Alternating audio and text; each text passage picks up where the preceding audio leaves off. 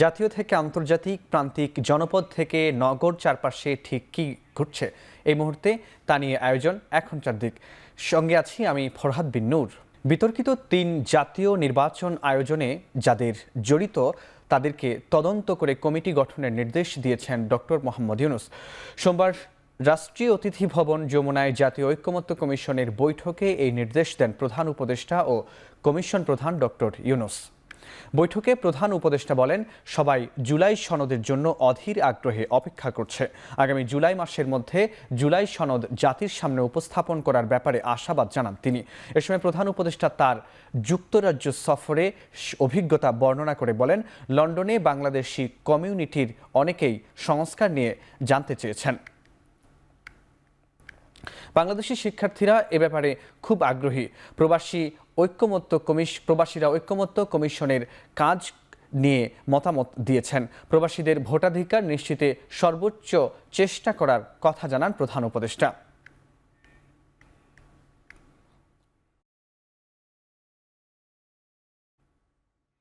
আগামী জাতীয় সংসদ নির্বাচনের জন্য ভোট কেন্দ্র সংস্কার করতে 4 সচিবকে নির্দেশনা দিয়েছে নির্বাচন কমিশন।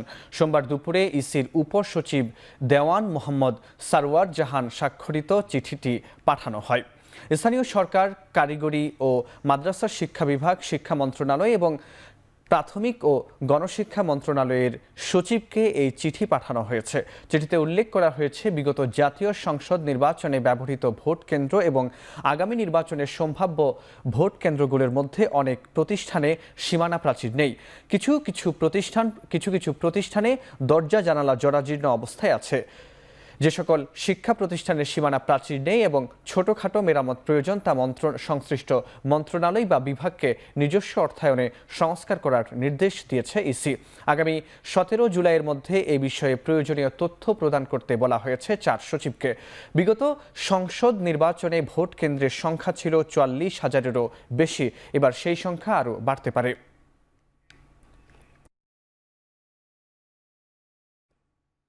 ফেব্রুয়ারির আগেই জাতীয় নির্বাচন সম্ভব। লন্ডন থেকে ফিরে শাহজালাল আন্তর্জাতিক বিমানবন্দরে একথা বলেন বিএনপির স্থায়ী কমিটির সদস্য আমির খসরু মাহমুদ চৌধুরী। বলেন, রোজার আগে নির্বাচনের জনগণের যে প্রত্যাশা ছিল তা পূরণ হয়েছে। যত বেশি সবাই ঐক্যমত্যে থাকবে তত বেশি জাতির জন্য ভালো। উল্লেখ করে আমির খসরু বলেন, সংস্কারের যেসব বিষয়ে সবাই একমত সেগুলো করতে 1 থেকে 1.5 মাসের বেশি সময় লাগবে না। নির্বাচনের তারিখ ঘোষণা করলে দেশ গণতান্ত্রিক পথে এগিয়ে যাবে বলেও প্রত্যাশা জানান তিনি।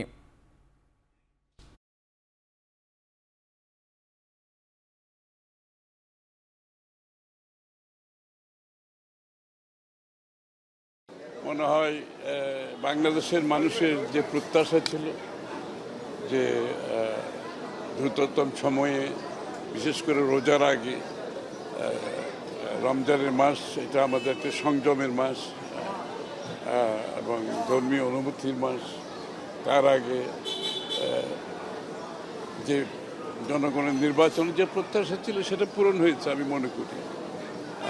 সেদিক থেকে তো আমি মনে করি এটা সফল একটা আলোচনা হয়েছে। এবং বাংলাদেশের সবচেয়ে বড় কথা হচ্ছে আমাদের বিশেষ বিশেষ সন্ধিক্ষণে আমাদের যে ঐক্যমত হয় সেটা হচ্ছে আমাদের একটা ভালো দিক দেশের জন্য।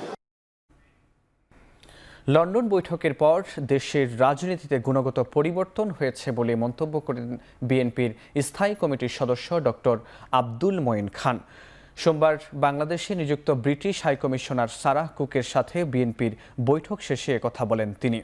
কূটনৈতিক বৈঠকটিতে অংশ নেন দলের মহাসচিব মির্জা ফখরুল ইসলাম আলমগীর ও চেয়ারপারসনের পররাষ্ট্রনীতি বিষয়ক বিশেষ সহযোগী সদস্য শামা ওবায়দ। বৈঠকে ব্যবসা, বাণিজ্য ও শিক্ষার মান উন্নয়নে একসাথে কাজ করার বিষয়ে আলোচনা হয়েছে। গণতন্ত্র প্রতিষ্ঠায় যুক্তরাজ্য বাংলাদেশকে সহযোগিতা করার আশ্বাস দিয়েছে। পরে ব্রিফিংয়ে মঈন খান প্রতিহিংসার রাজনীতি থেকে সবাইকে বের হয়ে আসার আহ্বান জানান।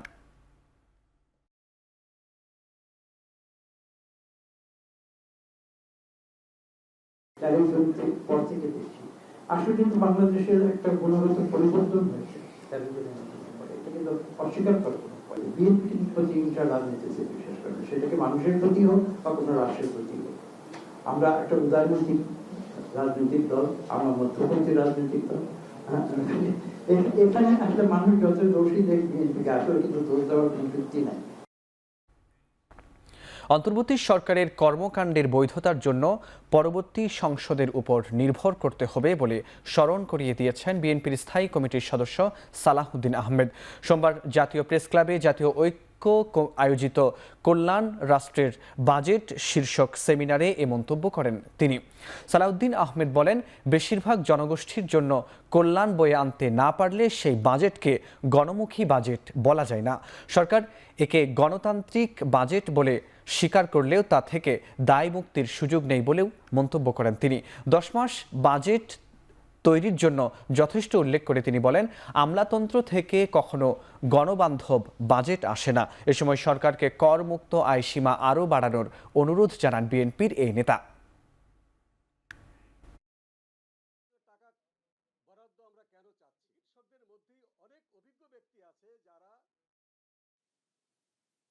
এই সরকারের রেটিফিকেশন লাগবে ইন দ্য নেক্সট পার্লামেন্ট, এটাও আপনারা মাথায় রাখবেন। এবং রেটিফিকেশন লাগলে এই লেজিটিমেসি কিভাবে দেয়া হবে, কোন জায়গায় দেয়া হবে, সেটাও আমরা বিবেচনা করব। তো বাজেট যদি 18 কোটি মানুষের মধ্যে দরিদ্র জনগোষ্ঠীর যারা অধিকাংশ তাদের বিপক্ষে যায়, সেই বাজেটকে কখনো গণমুখী বলা যায় না। তবে এখানে একটা উদারতা প্রকাশ করেছেন এই সরকার যে এটা আসলে গণমুখী বাজেট আমরা করতে পারিনি, এটা গতানুগতিক বাজেট। তবে স্বীকার করলে কি দায় মুক্তি দেয়া যায়? দেয়া যায় না। নীতি নির্ধারণের সিদ্ধান্ত যদি রাজনৈতিক পর্যায় থেকে না যায়, ব্যুরোক্রেটিক পর্যায় থেকে কখনো জনগণের পক্ষে বাজেট আসে না। শপথ ছাড়াই ডিএনসিসি কর্মকর্তাদের সঙ্গে মেয়র হিসেবে আনুষ্ঠানিক সভা করেছেন ইশরাক হোসেন। সভা শেষে সাংবাদিকদের প্রশ্নের উত্তরে তিনি বলেন, সরকারের উচিত নিরপেক্ষতা বজায় রেখে মেয়র পদ বুঝিয়ে দেয়া। সোমবার দুপুরে ডিএসসিসি কর্মকর্তাদের সঙ্গে মতবিনিময় সভা করেন বিএনপি নেতা ইশরাক হোসেন। এ সময় ব্যানারে লেখা ছিল সিটি কর্পোরেশনের বর্জ্য ব্যবস্থাপনা বিভাগের কর্মকর্তা কর্মচারীদের সাথে মাননীয় মেয়রের মতবিনিময় সভা। সভায় তিনি কর্মকর্তাদের মশক নিধন সফল করতে দিক নির্দেশনা দেন। ইশরাক হোসেনকে মেয়র হিসেবে শপথ পড়ানোর দাবিতে গত 24 মে থেকে ঢাকাবাসীর ব্যানারে নগর ভবনের সামনে অবস্থান নিয়ে কর্মসূচি পালন করে আসছে তার সমর্থকরা। ঈদের আগে বিরতি দিয়ে 18 দিন কর্মসূচি পালন করেন তারা। ঈদের পর রোববার থেকে আবারও শুরু হয়েছে আন্দোলন।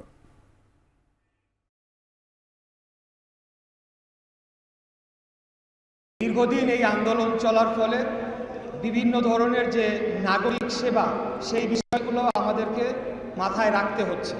আপনাদেরকে একটু তথ্য দিতে চাই যে এই আন্দোলনের শুরু থেকেই সমস্ত জরুরি সেবা কিন্তু চলমান ছিল এবং সেটা আমাদের সিদ্ধান্তে আমরাই নিশ্চিত করেছি যে সকল ধরনের জরুরি সেবা যেগুলো রয়েছে সেগুলো যাতে চলমান থাকে, অর্থাৎ আমাদের আন্দোলনের কারণে যাতে জনগণের দুর্ভোগ তো হচ্ছেই, কিন্তু সেটি যাতে চরম আকারে না পৌঁছায়।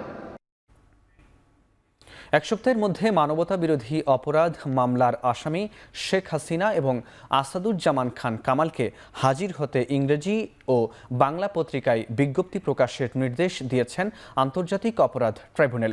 এর মধ্যে শেখ হাসিনা সহ 3 আসামির বিরুদ্ধে ট্রাইব্যুনালে দায়ের করা মামলায় অভিযোগ দাখিল হয়েছে। চিফ প্রসিকিউটর ট্রাইব্যুনালকে জানান, মানবতা বিরোধী ওই মামলায় 3 আসামির একজন হাজির হলেও বাকি 2 আসামিকে গ্রেপ্তার করা সম্ভব হয়নি। তিনি বলেন, 5 আগস্টের পর থেকেই তারা আত্মগোপনে চলে যান এবং প্রতিবেশী দেশে অবস্থান করতে পারেন। ট্রাইব্যুনাল এই পরিস্থিতিতে ইংরেজি ও বাংলা পত্রিকায় বিজ্ঞপ্তি প্রকাশের নির্দেশ দেন। পরে ব্রিফিংয়ে চিফ প্রসিকিউটর জানান, 24 জুনের মধ্যে আসামিরা হাজির না হলে তাদের অনুপস্থিতিতে বিচার শুরু হতে পারে। আগামী 24 জুন এ সংক্রান্ত আদেশের জন্য দিন ধার্য করেছেন ট্রাইব্যুনাল।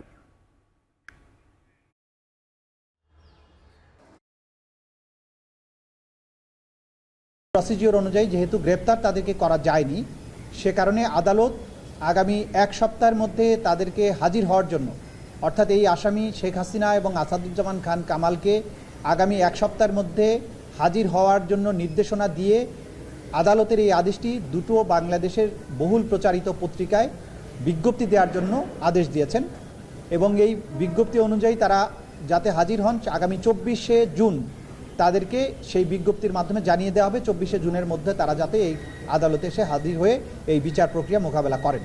আগামী 24শে জুন তারিখে পরবর্তী তারিখ নির্ধারিত হয়েছে।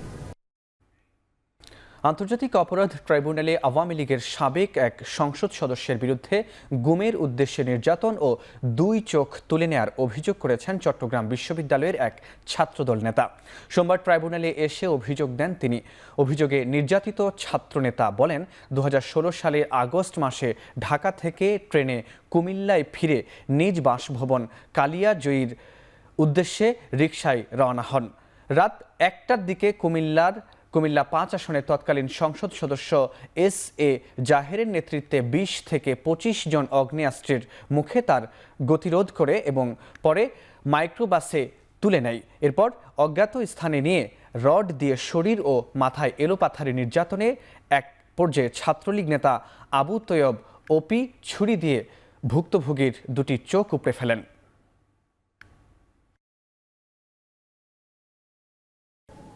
মানুষ মারা যাওয়ার পরে অন্ধকার কবরে চলে যায়, কিন্তু আজকে আমি দুনিয়াতে বেঁচে থাকার পরও পৃথিবীটা আমার কাছে অন্ধকার, আমি কিছুই দেখতে পাই না।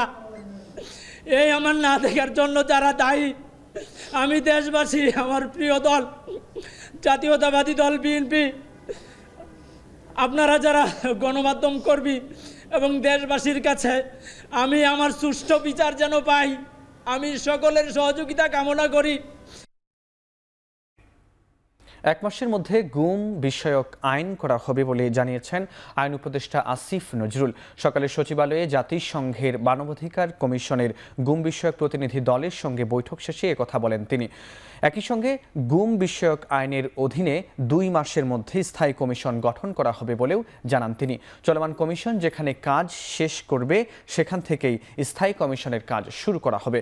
পাশাপাশি বিভিন্ন সময়ে যারা গুমের শিকার তাদের আইনের আওতায় নিখোঁজ সনদ দেওয়া হবে কিনা সে বিষয়ে ভাবছে সরকার।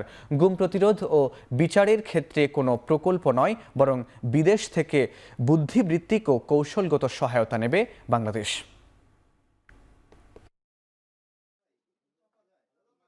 আমরা গুম বিষয়ক যে আইন করব সেই আইনের অধীনেও আমরা একটা খুব শক্তিশালী কমিশন গঠন করার ইচ্ছা রাখি। একটা তো ধরেন এখনই আমাদের আইনটা ওনারা পরীক্ষা করে দেখবেন, আমাদেরকে সাহায্য দিবেন, মানে দিবেন, বুদ্ধিবৃত্তিক সাহায্য দিবেন, ইনপুট দিবেন। তারপর ভবিষ্যতে যদি দরকার হয় আমাদের যে গুম বিষয়ক যে কমিশন হবে সেই কমিশনের জন্য যদি প্রয়োজন হয় আমরা লজিস্টিক সাপোর্ট বা টেকনোলজিক্যাল সাপোর্ট নিতে পারি।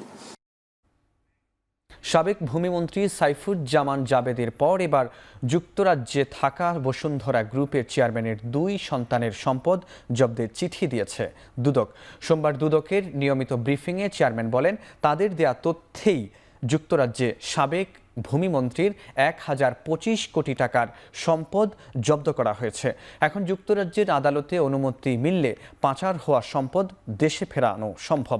ব্রিটিশ সংসদ সদস্য হিসেবে নয়, বাংলাদেশি নাগরিকত্বের আড়ালে টিউলিপ সিদ্দিকের একাধিক দুর্নীতি প্রমাণ পাওয়া গেছে বলেও দাবি করেন আব্দুল মোমেন। বলেন দুদকে অভিযুক্ত হওয়ায় লন্ডনে তার সঙ্গে দেখা করেননি প্রধান উপদেষ্টা।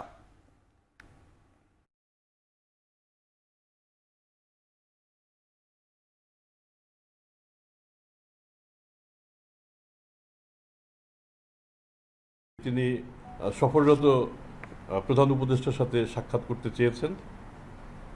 প্রধান উপদেষ্টা সাক্ষাৎ করেননি এবং অত্যন্ত সঙ্গত ব্যাখ্যা তিনি দিয়েছেন কেন করেননি।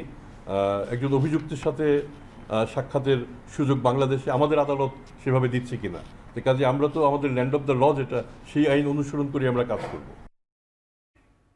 দুদকের মামলায় যশোর বিজ্ঞান ও প্রযুক্তি বিশ্ববিদ্যালয়ের সাবেক ভিসি অধ্যাপক ডক্টর আব্দুস সাত্তারকে কারাগারে পাঠানোর নির্দেশ দিয়েছেন আদালত। সোমবার দুপুরে সিনিয়র জেলা ও দায়রা জজ আদালতের বিচারক শেখ নাজমুল আলম এ আদেশ দেন। আদালতে হাজির হয়ে আব্দুস সাত্তার জামিনের আবেদন করলে জামিন নামঞ্জুর করে কারাগারে পাঠানোর নির্দেশ দেন বিচারক। তবে এ মামলার অপর দুই আসামি জবি প্রবির উপপরিচালক আব্দুর রৌফ ও ইসলামী বিশ্ববিদ্যালয়ের সাবেক উপাচার্য ডক্টর কামাল উদ্দিনের জামিনে রয়েছেন। এর আগে এই 3 আসামিকে গ্রেপ্তারে পরোয়ানা জারি করে আদালত সূত্রে জানা যায়, অবৈধভাবে শিক্ষক নিয়োগ এবং সরকারি 61,31,732 টাকা আত্মসাতের অভিযোগে 2023 সালের 21 আগস্ট তাদের বিরুদ্ধে মামলা করেন দুদক যশোরের তৎকালীন উপপরিচালক আল আমিন। মামলার তদন্ত শেষে 3 জনকে অভিযুক্ত করে চার্জশিট দাখিল করে দুদক।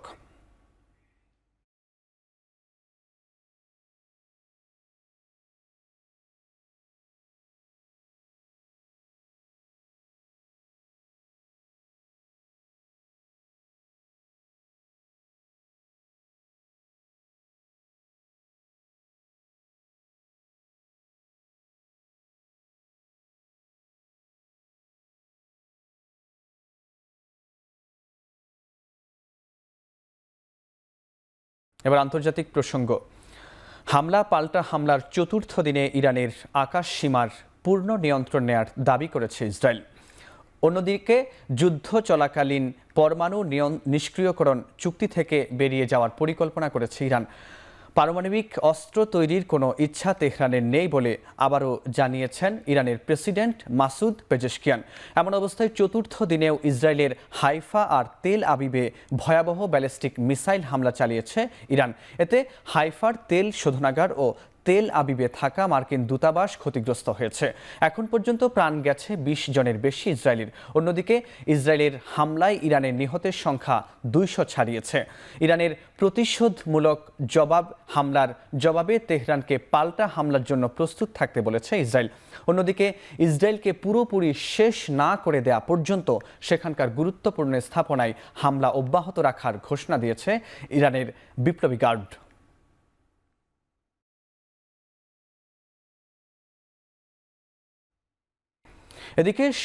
এদিকে সরাসরি সম্প্রচার চলার সময় ইরানের রাষ্ট্রীয় টেলিভিশন চ্যানেলে হামলা চালিয়েছে ইসরায়েল। এ সময় স্টুডিও থেকে সংবাদ পাঠিকাকে নিরাপদ স্থানে সরিয়ে নেওয়া হয়। এর আগে ইসরায়েলি প্রতিরক্ষা মন্ত্রী জানান, সরকারের প্রোপাগান্ডার মুখপাত্রের কাজ করা গণমাধ্যমগুলো শিগগিরই নিশ্চিহ্ন করা হবে। পাল্টা পদক্ষেপ হিসেবে তেল আবিবের 2টি টিভি চ্যানেলে হামলার হুমকি দিয়েছে তেহরান। এমন পরিস্থিতিতে দেরি হবার আগেই দুপক্ষকে আলোচনার টেবিলে বসার আহ্বান জানিয়েছেন ডোনাল্ড ট্রাম্প।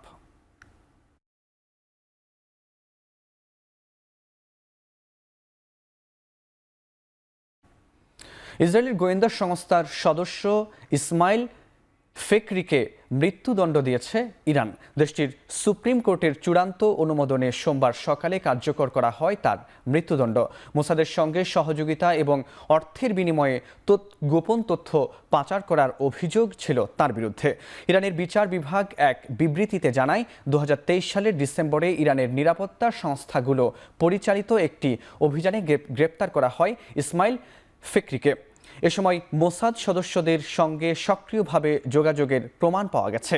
ইরানের কৌশলগত স্থানের অবস্থান, নির্দিষ্ট ব্যক্তিদের বিবরণ ও অভ্যন্তরীণ সাংগঠনিক মিশনের ব্যাপারে তিনি মোসাদের কাছে তথ্য পাচার করতেন। পরে তার কাছ থেকে উদ্ধার করে ইলেকট্রনিক ডিভাইসগুলো ফরেনসিক বিশ্লেষণ করে তা উন্মোচন করা হয়।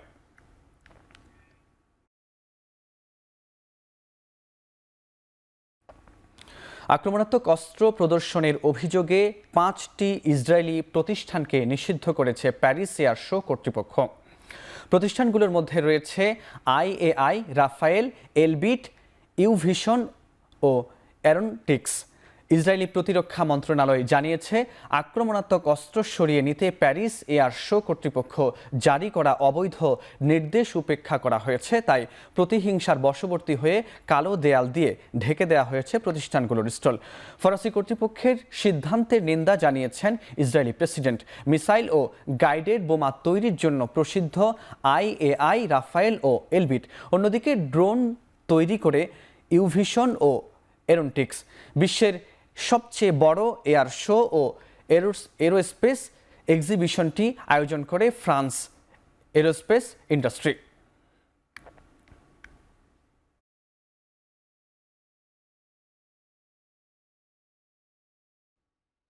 এদিকে সোমবার দিনভর ইসরায়েলি হামলায় গাজায় নিহত কমপক্ষে ৪৮ ফিলিস্তিনি, এর মধ্যে ত্রাণ প্রত্যাশী ছিলেন ৩৩ জন। বিষয়টি নিশ্চিত করেছে গাজার স্বাস্থ্য মন্ত্রণালয়।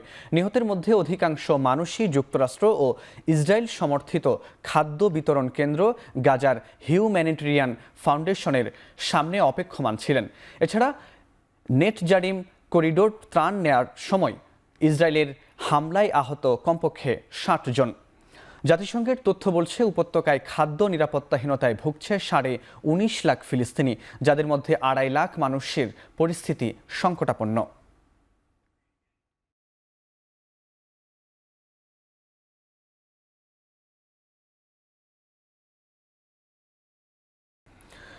করোনায় আরও একজনের মৃত্যু হয়েছে। নতুন করে ভাইরাসটিতে আক্রান্ত হয়েছেন ২৫ জন। সোমবার স্বাস্থ্য অধিদপ্তরের সংবাদ বিজ্ঞপ্তিতে এ তথ্য জানানো হয়। বিজ্ঞপ্তিতে জানানো হয়, গত একদিনে ২৩১ জনের নমুনা পরীক্ষা করা হয়। এর মধ্যে ২৫ জনের দেহে করোনা শনাক্ত হয়েছে 10.82%। নতুন করে ২৫ জনের দেহে করোনা শনাক্ত হওয়ায় মোট আক্রান্তের সংখ্যা বেড়ে দাঁড়িয়েছে ২০,৫১,৮৫৮ জনে। আর নতুন করে একজনের মৃত্যু হওয়ায় মৃতের সংখ্যা ২৯,৫০৪ জনে।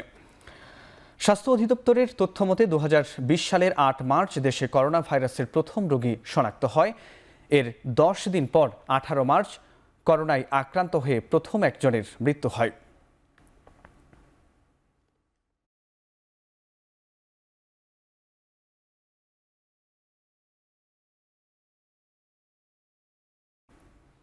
চট্টগ্রামে নতুন করে ১০ জনের দেহে করোনা শনাক্ত হয়েছে, মারা গেছে একজন। করোনা শনাক্তের হার বাড়ায় কোভিড মোকাবেলায় প্রস্তুতি বাড়িয়েছে কর্তৃপক্ষ। আগের দুটি কোভিড ডেডিকেটেড হাসপাতালের পাশাপাশি চট্টগ্রাম মেডিকেল প্রস্তুত রাখা হয়েছে ৫০ শয্যার আইসোলেশন ওয়ার্ড। সোমবার সকালে করোনা মোকাবেলায় সার্বিক পরিস্থিতি দেখে সন্তোষ প্রকাশ করেন চট্টগ্রাম সিটির মেয়র। জানান, পরিস্থিতি মোকাবেলায় জনসচেতনতা বৃদ্ধির পাশাপাশি আক্রান্তের সংখ্যা বাড়লে ঝুঁকিপূর্ণ এলাকাগুলোকে জোন ভিত্তিক ভাগ করা হবে।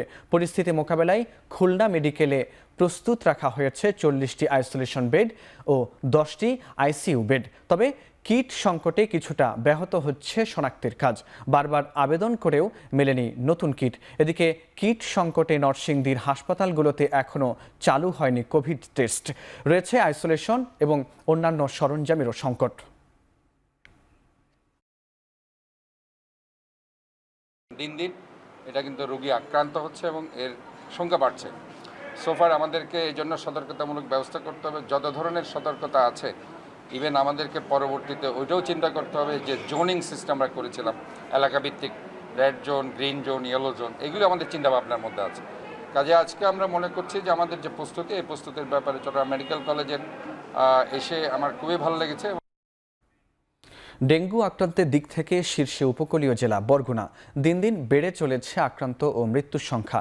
নতুন করে জেলায় ৬৫ জন ডেঙ্গু আক্রান্ত হয়েছে। এ নিয়ে জেলায় ডেঙ্গুতে মোট আক্রান্ত হলেন ১,৯০৩ জন, আর মৃত্যু হয়েছে ৫ জনের। এমন অবস্থায় রোগীর চাপ সামাল দিতে হিমশিম খাচ্ছে হাসপাতাল কর্তৃপক্ষ। এদিকে ডেঙ্গু ভয়াবহ রূপ নেওয়ার পর যেন টনক নড়েছে পৌর প্রশাসনের। ঈদের ছুটির পর তড়িঘড়ি করে মশক নিধন ও বর্জ্য ব্যবস্থাপনার কাজ করছে প্রশাসন ও স্বেচ্ছাসেবী সংগঠনগুলো। বছরের শুরুতে ডেঙ্গু পরিস্থিতি নিয়ে বিশেষজ্ঞরা সতর্ক করলেও প্রশাসনের উদাসীনতার অভিযোগ করে এসেছিলেন স্থানীয়রা।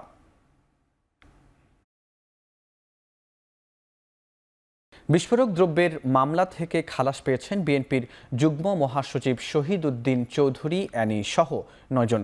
সোমবার দুপুরে ঢাকার বিশেষ ট্রাইব্যুনাল ১৪ রায় ঘোষণা করেন। সোমবার মামলার পর্যবেক্ষণে বিচারক বলেন, অভিযোগের সুনির্দিষ্ট কোনো প্রমাণ দেখাতে পারেনি রাষ্ট্রপক্ষ। মামলার এজাহারে বলা হয়, ২০১৩ সালে হরতালের সময় লেগুনায় পেট্রোল বোমা নিক্ষেপে ৫ জন দগ্ধ হন।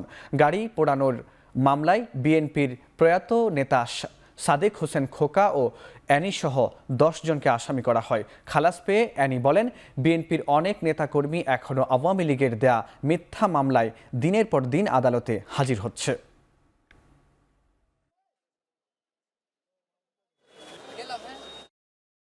আমরা এখন আশা করছি যে খুব শীঘ্রই যে প্রধান উপদেষ্টা অথবা আইন উপদেষ্টা ওনাদের দৃষ্টি আকর্ষণ করব।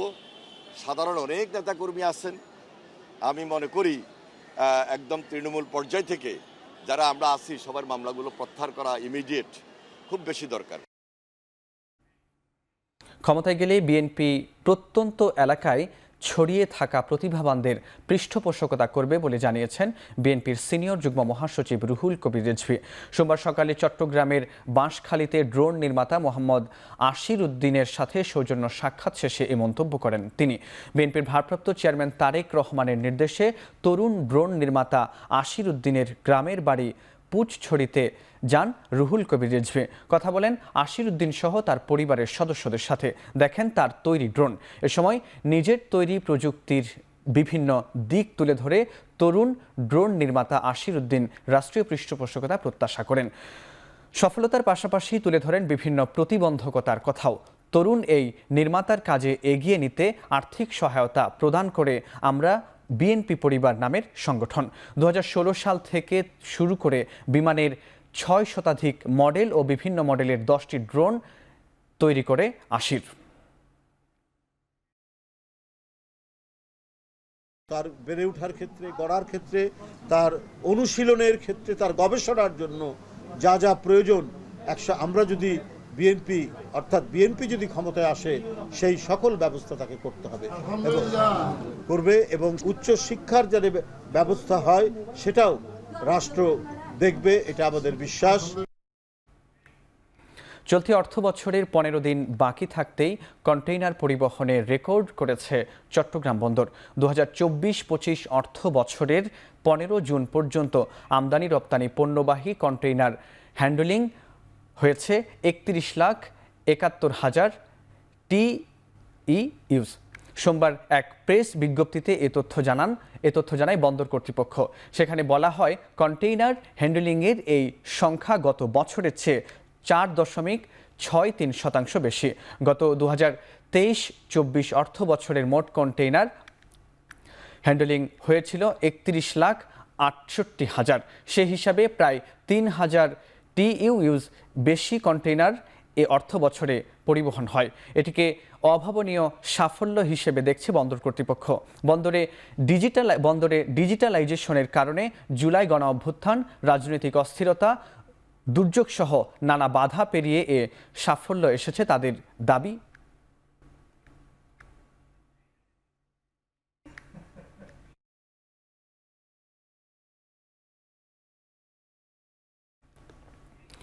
ইরান ইসরায়েল যুদ্ধ পোশাক শিল্পের জন্য নতুন চ্যালেঞ্জ বলে জানিয়েছে বিজিএমইএর সভাপতি মাহমুদ হাসান খান।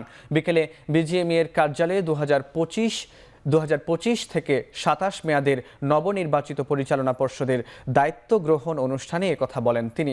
এ সময় তিনি বলেন, ইরান ইসরায়েল যুদ্ধের জেরে জ্বালানি তেলের দাম বাড়লে পোশাক খাতে প্রভাব পড়বে। এদিকে পোশাক খাতের জন্য আলাদা মন্ত্রণালয়ের দাবি জানান মাহমুদ হাসান খান। বিজিএমইএর সদস্যদের সার্ভিস চার্জ 25% কমানো হবে বলেও জানায় নতুন কমিটি। এ সময় বক্তারা বলেন, সংগঠন হিসেবে বিজিএমইএর স্বচ্ছতা নিশ্চিত করা হবে নতুন কমিটির অন্যতম দায়িত্ব।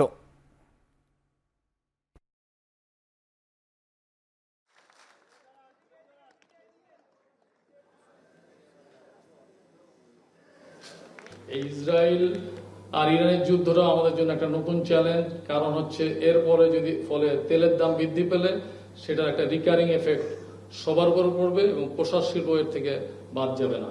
অনেক কাজ আমাদের করতে হবে, তার মধ্যে আমরা অগ্রাধিকার যেগুলো দেব, যেটা আমাদের নির্বাচনী প্রতিশ্রুতি ছিল, তার মধ্যে প্রথম হচ্ছে পোশাক শিল্পের জন্য স্বতন্ত্র মন্ত্রণালয় প্রতিষ্ঠা করার জন্য কাজ করা। এসএমই এবং নন বন্ডেড ফ্যাক্টরি যারা আছেন তাদেরকে বাড়তি সহযোগিতা দেওয়া। সিরাজগঞ্জের রবীন্দ্র বিশ্ববিদ্যালয়ে প্রস্তাবিত স্থায়ী ক্যাম্পাস অতি দ্রুত নির্মাণ করা হবে বলে জানিয়েছেন পরিবেশ উপদেষ্টা সৈয়দা রিজওয়ানা হাসান।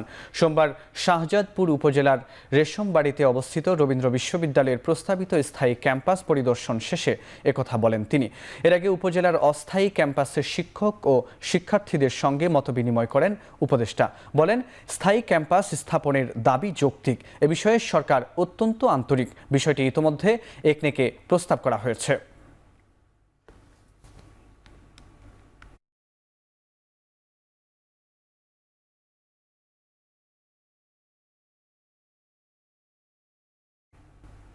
25 জুনের মধ্যে জুলাই সনদ ঘোষণা করা না হলে শাহবাগ থেকে মানিক মিয়া এভিনিউ অভিমুখে লাল মার্চ কর্মসূচি পালন করবে ইনকিলাব মঞ্চ। সকালে অবিলম্বে জুলাই সনদ ঘোষণা ও বাস্তবায়ন এবং জাতীয় নির্বাচনের তফসিল ঘোষণার পূর্বেই গণহত্যার বিচার নিশ্চিত করার দাবিতে করা সংবাদ সম্মেলন থেকে এই কর্মসূচির ঘোষণা দেন ইনকিলাব মঞ্চের মুখপাত্র শরীফ ওসমান হাদি। এ সময় 1947, 1971 এবং 2024-এর ঐতিহাসিক সংগ্রামে জীবন দেয়া সকল শহীদদের রাষ্ট্রের শ্রেষ্ঠ সন্তান হিসেবে ঘোষণা করা সহ জুলাই সনদ প্রণয়নে 13 দফা প্রস্তাবনা দেয়া হয়। 2014, 2018 এবং 2024-এর ভোটারবিহীন অবৈধ নির্বাচনকে বাতিল করে তৎকালীন নির্বাচন কমিশনের সদস্য ও সংশ্লিষ্ট অন্যান্য দোষীদের বিচারের মুখোমুখি করার দাবিও জানানো হয় প্রস্তাবনাগুলো।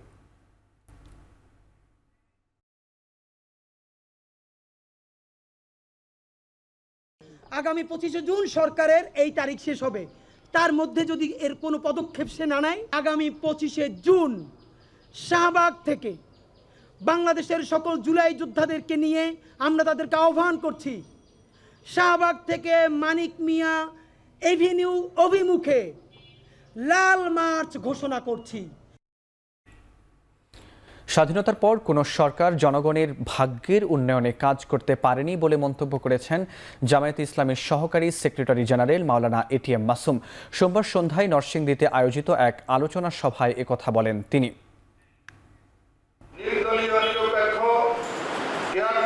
সরকার অধীনে একটি গ্রহণযোগ্য অংশগ্রহণমূলক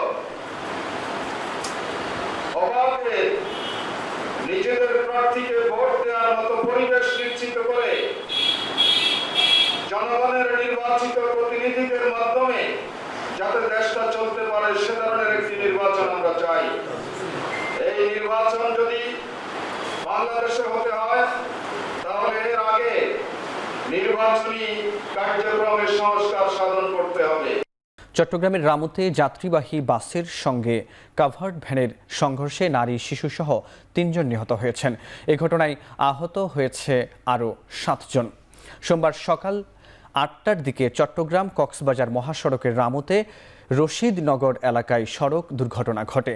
জানা যায়, কক্সবাজার থেকে চট্টগ্রামগামী পূরবী পরিবহনের যাত্রীবাহী বাস ও ঢাকা থেকে কক্সবাজারগামী একটি কাভার্ড ভ্যানের মুখোমুখি সংঘর্ষ হয়। এতে দুর্ঘটনাস্থলেই 3 যাত্রীবাহী নিহত হন।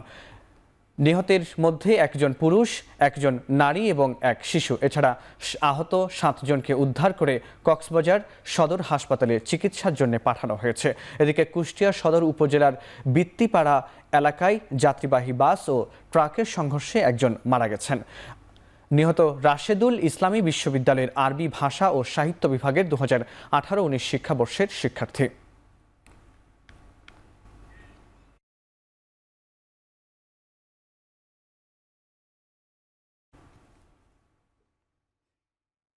এবার ঈদুল আজহায় 379টি সড়ক দুর্ঘটনায় 390 জন নিহত ও 1182 জন আহত হয়েছে বলে জানিয়েছে বাংলাদেশ যাত্রী কল্যাণ সমিতি। সকালে ঢাকা রিপোর্টার্স ইউনিটিতে সংবাদ সম্মেলনে এসব তথ্য জানায় সংগঠনটি। বিগত ঈদের তুলনায় এবারের ঈদুল আজহায় সড়ক দুর্ঘটনা বেড়েছে 22.5%। বেড়েছে হতাহতের সংখ্যাও। সড়কপথের পাশাপাশি রেলপথে 25টি দুর্ঘটনায় 25 জন নিহত ও 12 জন আহত হয়েছে বলেও দুর্ঘটনা মনিটরিং সেলের প্রতিবেদনে জানানো হয়। এদিকে নৌপথে 11টি দুর্ঘটনায় 12 জন নিহত ও 6 জন নিখোঁজ রয়েছে। এ সময় ঈদের যাতায়াত ব্যবস্থাপনা ঠিক করতে দীর্ঘমেয়াদী পরিকল্পনা নেয়ার দাবি জানায় যাত্রী কল্যাণ সমিতি। পাশাপাশি দুর্ঘটনা রোধে প্রশিক্ষিত চালক, ফিটনেসবিহীন যানবাহন নিষিদ্ধ সহ সড়ক আইনের সুশাসন নিশ্চিত করার উপর জোর দেয় সংগঠনটি।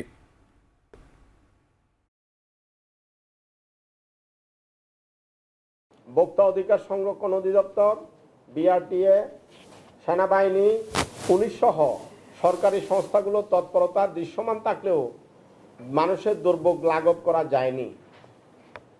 প্রিয় বন্ধুরা, পবিত্র ঈদুল আজহায় সারা দেশে 379টি সড়ক দুর্ঘটনায় 390 জন নিহত হয়েছে, 1182 জন আহত হয়েছেন। একই সময়ে রেলপথে 25টি ঘটনায় 25 জন নিহত এবং 12 জন আহত হয়েছেন। সিলেট থেকে হবিগঞ্জ ফেরার পথে চলন্ত বাসে এক কলেজ ছাত্রীকে সংঘবদ্ধ ধর্ষণের অভিযোগ উঠেছে। পরে সেনাবাহিনী ও পুলিশের যৌথ অভিযানে ভুক্তভোগী তরুণীকে উদ্ধার ও বাস চালককে আটক করা হয়েছে। পুলিশ জানায়, রোববার দিবাগত রাতে এই ঘটনা ঘটে। ভুক্তভোগী ওই তরুণী বানিয়াচং উপজেলার বড় বাজার এলাকার বাসিন্দা ও ঢাকার একটি কলেজের শিক্ষার্থী। নির্যাতিত তরুণী ঢাকা থেকে গ্রামের বাড়িতে ফিরছিলেন। শায়েস্তাগঞ্জে নামার কথা থাকলেও ঘুমিয়ে পড়ায় বাসটি সিলেট চলে যায়। পরে ঘুম ভাঙলে আবার বানিয়াচং যাওয়ার উদ্দেশ্যে মা এন্টারপ্রাইজ নামের একটি বাসে ওঠেন ওই তরুণী। এরপর বিভিন্ন স্টপেজে যাত্রী ওঠানামার পর শেরপুর এলাকায় পৌঁছালে বাসে ওই তরুণী একা হয়ে পড়েন। এরপর চলন্ত অবস্থায় বাসের হেলপার লিটন মিয়া এবং পরে চালক সাব্বির মিয়া তাকে ধর্ষণ করে। বাসটি নবীগঞ্জ আউশকান্দি এলাকায় পৌঁছালে কিশোরীর চিৎকার শুনে স্থানীয়রা সেনাবাহিনী ও পুলিশকে খবর দেয়। বর্তমানে ভুক্তভোগী তরুণী হবিগঞ্জ সদর হাসপাতালে চিকিৎসাধীন রয়েছেন। পলাতক বাসের হেলপারকে গ্রেপ্তারের চেষ্টা চলছে।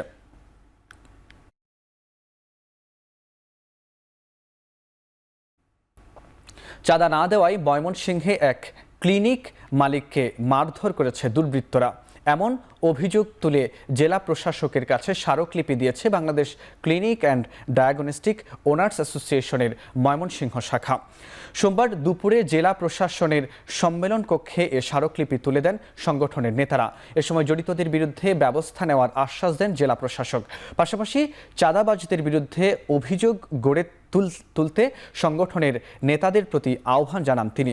এদিকে এ ঘটনার প্রতিবাদে মঙ্গলবার মানববন্ধন করার কথা জানিয়েছেন ক্লিনিক ডায়াগনস্টিক সেন্টারের মালিকরা। এর আগে গেল শনিবার নগরীর শাপলা নার্সিং হোম অ্যান্ড ডায়াগনস্টিক সেন্টারের মালিককে মারধর করে দুর্বৃত্তরা।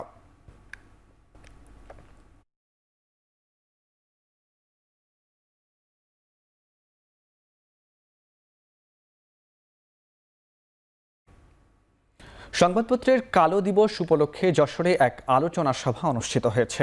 সোমবার বিকেলে যশোর প্রেস ক্লাবে এই সভার আয়োজন করা হয়। যশোর সাংবাদিক ইউনিয়ন এই সভার আয়োজন করে। এ সময় নির্বাচন, জুলাই গণ অভ্যুত্থানের সাংবাদিকদের ভূমিকা সহ বেশ কিছু বিষয় আলোচনায় উঠে আসে। বক্তারা জানান, অনেক মিডিয়া দেশের স্বার্থে কাজ করেনি, এখনও সাংবাদিকদের একটি বড় অংশ দেশের বিরুদ্ধে কাজ করে চলেছে।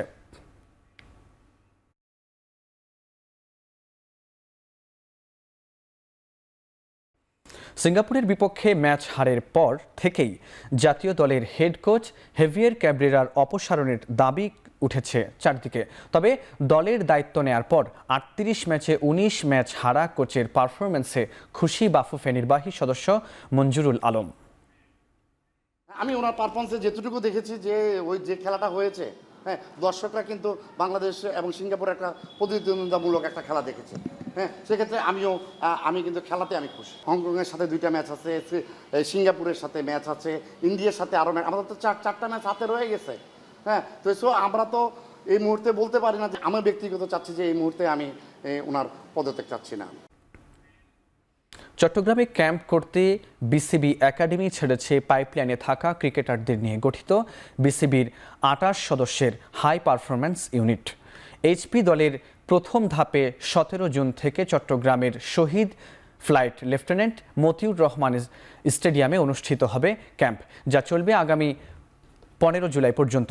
প্রথম ধাপের অনুশীলন শেষ করতে 15 জুলাই এইচপি দল যাবে রাজশাহীতে। সেখানে 16 জুলাই থেকে 13 আগস্ট পর্যন্ত দ্বিতীয় দফায় অনুশীলন চলবে। এইচপি ইউনিটের এই ক্যাম্প শুধু একটি সাধারণ অনুশীলন নয়, বরং একটি পূর্ণাঙ্গ প্রশিক্ষণ ব্যবস্থা, যার মাধ্যমে খেলোয়াড়দের শুধু স্কিল নয়, উন্নত মানসিকতা ও আন্তর্জাতিক ক্রিকেটের জন্য প্রস্তুত করা হবে।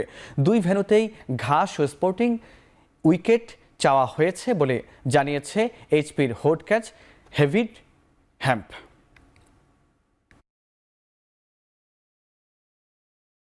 They're not the finished product, so the key bit for us is making sure the program challenges players, moves them outside their comfort zone, builds their character, develops them not just from as a player but also their personality, so that when they do step up outside from us, that they can actually impact the game and stay there for a long period of time. So we fast track that learning and development, because you don't play all your games at home, you play away from home in foreign conditions, so we try and match those conditions so our players can learn and develop and improve their games.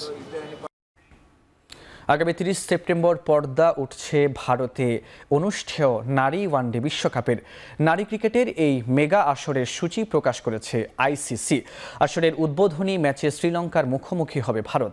Round robin league পদ্ধতিতে হবে এবারের আসর, তাই group পর্বে 7টি করে match খেলার সুযোগ পাবে দলগুলো।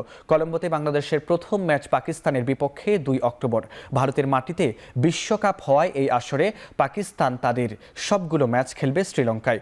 7 অক্টোবর দ্বিতীয় ম্যাচ বাংলাদেশ খেলবে ইংল্যান্ডের বিপক্ষে ভেন্যু গুয়াহাটিতে। কলম্বোতে 20 অক্টোবর স্বাগতিকদের বিপক্ষে মাঠে নামবে জ্যোতির দল। গ্রুপ পর্বে বাংলাদেশের শেষ ম্যাচ বেঙ্গালুরুতে 26 অক্টোবর, প্রতিপক্ষ ভারত। 29 এবং 30 অক্টোবর আসরের 2টি সেমিফাইনাল, ভেন্যু গুয়াহাটি এবং বেঙ্গালুরু। 2 নভেম্বর ফাইনাল হবে বেঙ্গালুরুতে, তবে পাকিস্তান সেমিফাইনাল ও ফাইনাল খেললে ম্যাচ হবে কলম্বোতে।